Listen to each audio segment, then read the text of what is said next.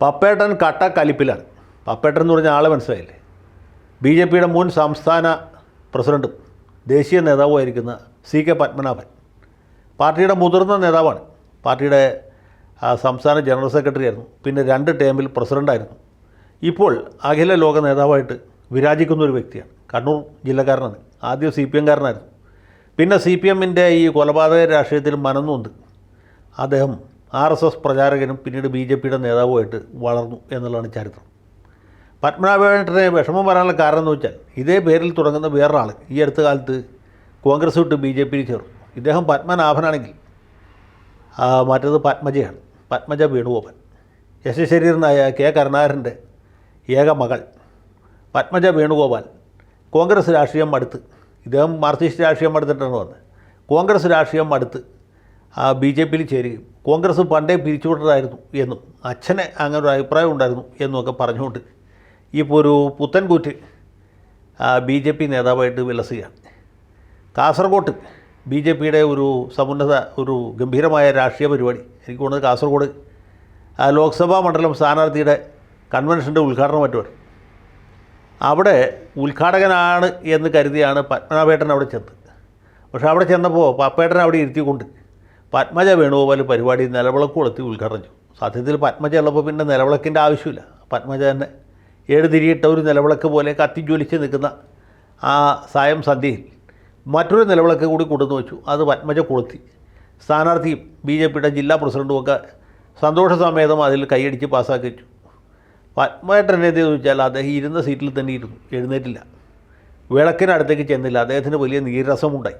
പാർട്ടിയുടെ സമുന്നത നേതാവും BJP ഉണ്ടായ കാലം മുതൽക്ക് അതിൻ്റെ ഒരു ഭാരവാഹിയുമായ തന്നെ അവിടെ ഇരുത്തിക്കൂട്ട് മിനിയാന്ന് കോൺഗ്രസ് വിട്ട് BJPയിലേക്ക് വന്ന പത്മജയെ കൊണ്ട് വിളക്ക് കത്തിപ്പിക്കുകയും ഉദ്ഘാടിപ്പിക്കുകയും ചെയ്തത് ശരിയായില്ല എന്ന് അദ്ദേഹത്തിന് തോന്നി. അദ്ദേഹം ആ ഉള്ള കാര്യം തുറന്നു പറയാൻ മടിച്ചില്ല. ഈ പുത്തൻകൂറ്റ് നേതാക്കളെ കൊണ്ട് BJP ആകെ വിഷമിച്ചിരിക്കുകയാണ്. കോൺഗ്രസ്സുകാരാണ് ഇപ്പോൾ BJPയിൽ കൂടുതൽ.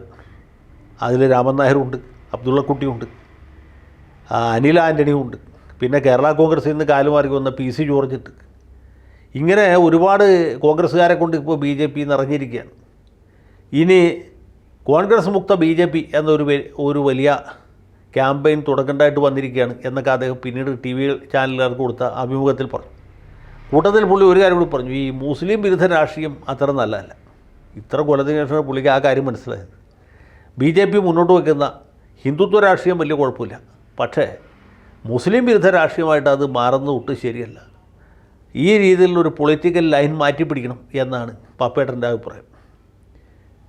അദ്ദേഹം പറയുന്നത് ജനാധിപത്യം, മതേതരത്വം, ഗാന്ധിയൻ സോഷ്യലിസം, മൂല്യാധിഷ്ഠിത രാഷ്ട്രീയം മുതലായ മഹത്തായ മൂല്യങ്ങൾ BJPക്ക് കൈമോശം വന്നു പോയിരിക്കുന്നു. ഇപ്പോൾ അവസരവാദികളുടെ ഒരു കൂടാരമായിട്ട് BJP മാറിയിരിക്കും.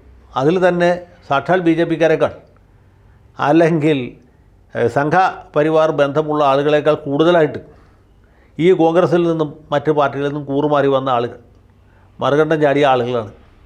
അതുകൊണ്ട് ഇവരെയൊക്കെ പുറത്താക്കി പാർട്ടിയെ ശുദ്ധീകരിക്കണം, പഴയ BJP ആയിട്ട് മാറ്റണം എന്നാണ്. ഇത് പറയുമ്പോൾ വേറൊരു തമാശയും കൂടി ഉണ്ട്. പണ്ട് ജനസംഘ വരുന്ന കാലത്ത് ആ പാർട്ടിക്ക് വേണ്ടി നടന്ന് ചെരുപ്പ് തേഞ്ഞു പോയ കുറേ നേതാക്കന്മാരുണ്ട്. അതിൽ O രാജഗോപാലിനെ മാത്രമേ നമുക്ക് അറിയുള്ളൂ.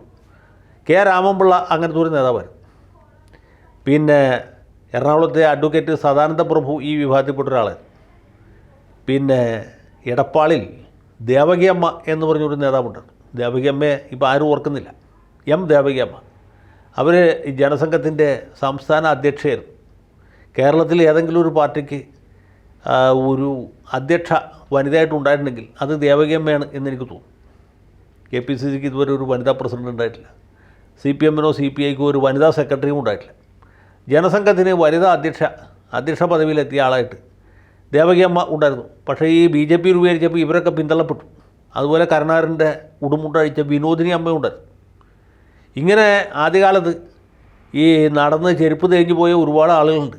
അവരുടെ പ്രയത്നഫലമായിട്ടാണ് ജനസംഘം ഉണ്ടായത്. ജനസംഘത്തിൻ്റെ തുടർച്ചയായിട്ടാണ് ഭാരതീയ ജനതാ പാർട്ടി ഉണ്ടായത്. അതും കഴിഞ്ഞ് കുറേ കാലത്തിന് ശേഷമാണ് ഈ പാർട്ടിക്ക് അധികാരം കിട്ടിയത്. അപ്പോഴാണ് പെട്രോൾ ബങ്കുകൾ കുറേ പേർക്ക് അനുവദിച്ചത്.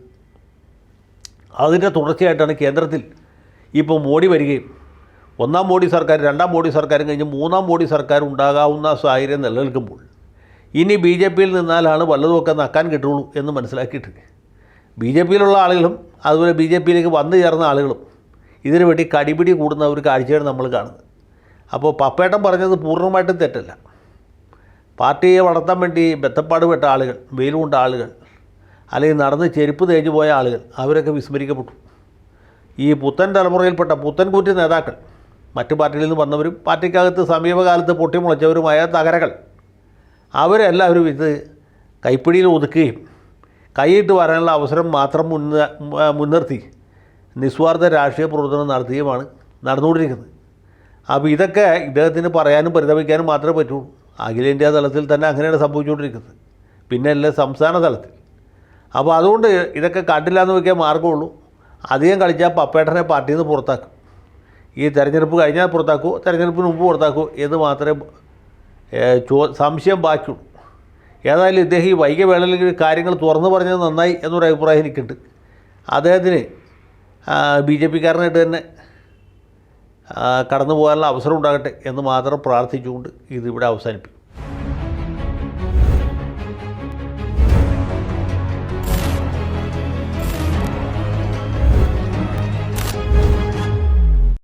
കൂടുതൽ വാർത്തകളും വിശേഷങ്ങളും നിങ്ങളിലേക്ക് എത്താൻ ABC മലയാളം സബ്സ്ക്രൈബ് ചെയ്യുക, ബെൽ ബട്ടണും അമർത്തുക.